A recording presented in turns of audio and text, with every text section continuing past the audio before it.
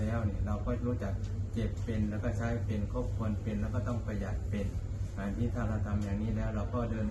ตามคำสั่งคำสอนของพระพุทธเจ้าได้ตามเจตนาหมายของเรานี่ก็คือสิ่งที่นำมากล่าวในเช้าวันนี้ก็คิดว่าสมควรแก่เวลาท้ายสุดนี้ก็ขออำนาจคุณพระศรีรัตน